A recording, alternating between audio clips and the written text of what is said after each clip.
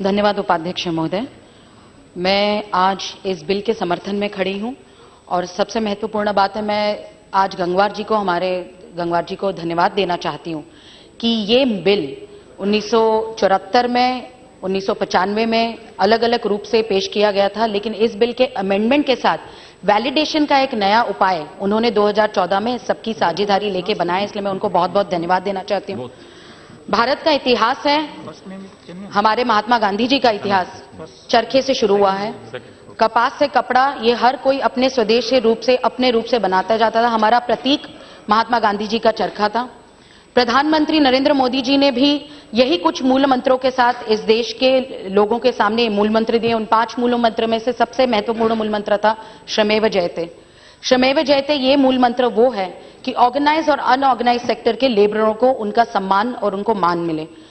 उस मूल मंत्र के साथ और एक महत्वपूर्ण मूल मंत्र था मेक इन इंडिया, कि जो कुछ हो अपने देश में, जो महात्मा गांधी जी ने कहा था, अपने देश में अपना बने और वो एक्सपोर्ट हो, ज्यादा करके इंपोर्ट ना होते हुए अपने देश की लागत आगे बढ़े और देश को भी उसका फायदा हो और विदेश में भी अपने देश का नाम चले। इस रूप से हम उसे आगे बढ़ाते लेके गए हैं। इस संशोधन के रूप से ही श्रमेव जयते और मेक इन इंडिया का नारा इस बिल में, इस संविधान में जिस प्रकार से संशोधन करके ये बिल सामने लाया वो दिखाई देता है। मैं ये कहना चाहती हूं, मैं ऐसे शहर से आई हूं, पूरे देश भर में एनटीसी की मिलों की मुझे लगता है कुल मिलाकर 2400 एकड़ जमीन है, लेकिन मैं जिस शहर और प्रदेश से आई हूं वहां पे 800 एकड़ जमीन ये एनटीसी के मिलों में फंसी हुई है। मैं जिस शहर से आती हूं उस दक्षिण मध्य मुंबई में, मेरा चुनाव क्षेत्र से लगे हुए दक्षिण मध्य मुंबई में सबसे ज्यादा मिलें वहां पे बंद हुई हैं, जो एनटीसी की मिलें हैं। वहां पे बहुत सारी चीजें ऐसी हैं कि क्योंकि कुछ कायदे कानून के लूप होल की वजह से उन मिलों का काम जो होना चाहिए था, उन मिलों के वहां के रहने वाले लोगों के लिए जो सम्मान मिलना चाहिए था वो नहीं मिला, और उस रूप से न्याय प्रविष्ट के रूप से हर कोई मामले फंसते गए। जिस प्रकार से आर्बिट्रेशन की बात चलती गई और उसके बाद ना मिलों को फायदा हुआ, ना एनटीसी को फायदा हुआ, ना मंत्रालय को फायदा हुआ, और सबसे महत्वपूर्ण जो अपने देश की रीढ़ की हड्डी है किसान और मजदूर, उन मजदूरों को भी फायदा नहीं हुआ। मैं धन्यवाद देना चाहती हूं इसलिए क्योंकि जिस प्रकार से मुंबई शहर ये इस देश की 25% जीडीपी को मदद करता है, उस मुंबई शहर के बारे में अभी बहुत अच्छा सांसद महोदय ने कहा कि मुंबई की जमीन एक सोने की जैसी है। मुंबई की जमीन की कीमतें भी सोने के रूप से गिनी जाती है। आज वैसी ही जमीन एनटीसी की पड़ी हुई है। बहुत सारी ऐसी जमीनें जहां पे जिस प्रकार से कुछ हम करना चाहते थे, जैसे महाराष्ट्र रेंट कंट्रोल एक्ट 1999 में पारित तो हुआ, 2000 में वो पारित हुआ, लेकिन वो पारित होने के बाद भी उसमें ऐसे लूप होल थे कि बहुत सारी बातों पे पीआईएल डालने के बाद भी मामला वही न्याय प्रविष्ट फंसा रहता था और जिस रूप से फायदा किसी भी रूप से होता नहीं था। तो मुझे लगता है 1999 में जो महाराष्ट्र का रेंट कंट्रोल एक्ट जो आगे बढ़ा और 2000 में वो महाराष्ट्र में पास हुआ, उस रेंट कंट्रोल एक्ट के साथ उसके साथ साझेदारी करके आज आदरणीय गंगावार जी ने ये एक अच्छा बिल हमारे सामने लाया है, जिससे वैलिडेशन की जो समस्या थी वो हमारे सामने उस समस्या का निवारण आ गया है। क्योंकि दिक्कत यह होती थी कि एनटीसी जिस एक्ट में दिखाया गया है कि कोई भी गवर्नमेंट ऑफ इंडिया की कोई भी केसेस पे कोई भी लीगल प्रोसीडिंग एकदम से होएगी नहीं और होनी नहीं चाहिए, लेकिन एनटीसी की दिक्कत यह होती थी कि वो they are managing the property on the behalf of central government, ये बात कभी भी क्लियर ना हो पाती थी और फिर न्याय प्रविष्ट के रूप से वो मामले फंसे रहते थे। अभी सांसद महोदय ने, मैं उत्तर नहीं देना चाहती, लेकिन एक बहुत अच्छा मुद्दा दिया कि प्राइवेट मिलों में लोगों को सम्मान मिला। मैं खुद जिस चुनाव क्षेत्र से आई हूं उस चुनाव क्षेत्र में स्वदेशी मिल करके टाटा की मिल है,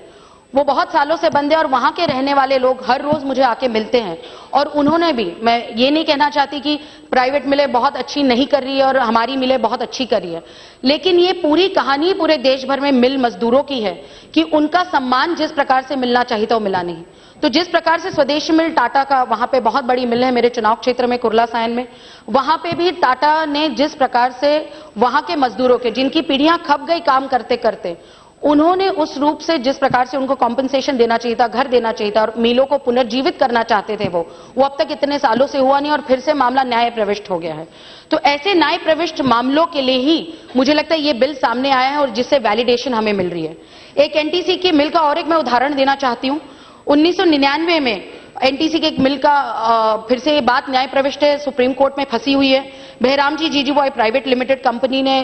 उसकी लीज के रूप से छोड़ दी और एचडीआईएल जैसे ऐसी कंपनी को 300 350 करोड़ में वो मिल बेच दी। न कभी उन्होंने न्याय प्रविष्ट मामला चल रहा था तभी भी उन प्राइवेट लिमिटेड कंपनी ने ना एनटीसी को पूछा और उसके बाद जिस प्रमोटर ने अपने शेयर बेच के वो कंपनी ले ली और उस कंपनी में इतने पैसे डाल के भी उस मिलों का कुछ हुआ नहीं और अंत में हुआ क्या, पैसे फंस गए। एनटीसी के न्याय प्रविष्ट रूप से सुप्रीम कोर्ट में अभी भी केस चल रही है। न्याय प्रविष्ट होने की वजह से ना मजदूरों को कुछ मिल रहा है ना मिल का कुछ हो रहा है, लेकिन जिन प्रमोटरों को जो होना चाहिए था वो हो चुका है, इसलिए दिक्कत यही आती जाती है मुंबई में। इसके लिए ये अवैध रूप से रियल्टी शार्क जो हमारे देश में कंट्रोल और कब्जा करना चाहते हैं, लेकिन लोगों के भले से नहीं। मैं ये भी चाहती हूं मुंबई ऐसे शहर है जहां पे मुंबई में अच्छे ओपन स्पेसेस भी होने चाहिए, मुंबई में अच्छी अफोर्डेबल हाउसिंग भी होनी चाहिए और मुंबई में एक छोटी हर कोई मिल मजदूरों की अपेक्षा यही होती है कि मुझे मेरा काम वापस मिले। मेरी 2-2 3-3 पीढ़ियां सिर्फ मिल हमारी शुरू हो इसलिए अपेक्षा करती है, तो मेरे बच्चों को भी काम मिले, मैं एक अच्छा मिल मजदूर हूं, मुझे मेरा काम मिले, एक हक का घर मिले और ओपन स्पेसेस जिस प्रकार से 1/3 रूप से उस मिल मजदूरों को मिले और उस मिल का कुछ ना कुछ अच्छा काम हो। उसके लिए जिस प्रकार से उदाहरण मैं ये दे रही हूं कि जो न्याय प्रविष्ट है, एक उदाहरण अच्छा भी देना चाहती हूं। गत कई वर्षों से गुजरात की सरकार ने उनकी 20 से 25 जो मिलें बंद पड़ी थी उनके सरकार के प्रविष्ट में जो आती है, उन्हें बहुत अच्छे रूप से पुनर्जीवित किया है और मजदूरों को उनका हक दिया है, उनमें सब्सिडीज दिए हैं। और आज मैं इतना कहना चाहती हूं और धन्यवाद देना चाहती हूं गुजरात की सरकार को कि कॉटन टू गारमेंट, कपास से कपड़ा, ये एक इंटीग्रेटेड सिस्टम लगा के उन्होंने 25 मिलें गए 2-3 साल में पुनर्जीवित करके वहां के मजदूरों को और वहां के कपास के लोगों को भी मदद की है। इसका अभ्यास अभी मैंने सुना है कि हेवी इंडस्ट्रीज मिनिस्ट्री भी कर रही है। 2 महीने में वो रिपोर्ट बनाने वाली है कि कपास से लेके कपड़ा इंटीग्रेटेड सिस्टम। अभी भी सांसद महोदय ने कहा था कि ठीक है कपड़ा तो बन जाएगा, हमारी मिलें आगे चलनी चाहिए, लेकिन कपास का क्या होगा। जिस प्रदेश से आते हैं वहां की मैं भी हूं मराठवाड़ा से, तो वहां पे कापूस रुई जो होती है वहां पे कपास के जो हमारे किसान हैं उनको दिक्कतें होती हैं। इसलिए मैं कह रही थी कि इस देश की रीढ़ की हड्डी किसान और मजदूर हैं। जब तक किसान और मजदूरों के हम हाथ बलशाली नहीं करेंगे तो देश आगे नहीं बढ़ेगा। इसलिए गुजरात का जो मॉड्यूल है जो गत 3-4 सालों से हम देख रहे हैं कि 20 से 25 सारी मिलें कपास से कपड़ा एक इंटीग्रेटेड सिस्टम के रूप से काम कर रही है, वैसे ही मैं अपेक्षा करती हूं कि एनटीसी के रूप से भी वो देश भर में हो। गांधी जी का मूल मंत्र था कि सबका सम्मान रहे। हमारे देश की हेरिटेज जो हमारे देश का कपड़ा है, टेक्सटाइल इंडस्ट्री है, दक्षिण भारत से लेकर उत्तर भारत हो, पश्चिम से पूर्वी भारत हो, हर प्रकार से हो, हमारी इंडस्ट्री हर प्रदेश में अपने रूप से अलग कपड़ा बनाती हो, सिल्क हो, कॉटन हो, हर प्रकार से वो हर जगह से अलग अलग रूप से आती है और इंटरनेशनल मार्केट में उसकी ज्यादा कीमत है जितनी अपने मार्केट में उसकी कीमत नहीं। क्योंकि दिक्कत यही हो रही है, मिलों में जिस प्रकार से हम अपेक्षा करते हैं कि हमारे मजदूर आगे बढ़े और हमारे फिर से टेक्सटाइल फिर से पुनर्जीवित होके उसकी जिंदगी आगे बढ़े, टेक्सटाइल इंडस्ट्री आगे बढ़े, देश आगे बढ़े, हमें इंपोर्ट करना पड़ता है चाइना का माल। इसीलिए जो मूल मंत्र हमें महात्मा गांधी जी के आशीर्वाद से और हमारे प्रधानमंत्री नरेंद्र मोदी जी ने दिया है कि मेक इन इंडिया और श्रमेव जयते, इसका साझा उदाहरण ये एनटीसी के मिलों का एक बहुत अच्छा बिल है। मैं इतना ही कहना चाहती हूं, दिल से धन्यवाद देना चाहती हूं और 2 मुद्दे अपने मिनिस्टर साहब को जो कहना चाहती हूं। 2014 में 4 जीवी हुए थे मुंबई की 4 मिलों के साथ, उसका भी न्याय प्रविष्ट में मामला फंसा हुआ है।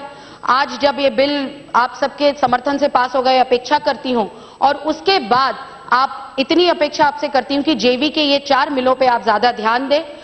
1/3 मुंबई शहर को चाहिए कि वहां की अफोर्डेबल हाउसिंग हो। मुंबई के हमारे जो किसान मजदूर हैं जो 2-3 पीढ़ियों से अपनी जिंदगी खपा रहे लेकिन उनका सम्मान नहीं मिल रहा है, 1/3 में उनका हाउसिंग अफोर्डेबल हाउसिंग के रूप से उनके घर और उनका सम्मान हो और 1/3 हिस्से में मिलों का काम फिर से शुरू हो और हमारी टेक्सटाइल इंडस्ट्री का नाम आगे बढ़े और वो पुनर्जीवित हो, यह अपेक्षा करती हूं। इस मजदूर की रीढ़ की हड्डी को आपने आपके टेक्सटाइल इस बिल के रूप से आगे बढ़ाया है, मैं आपको बहुत बहुत धन्यवाद देना चाहती हूं और यही मूल मंत्र लेके मैं इतना कहना चाहती हूं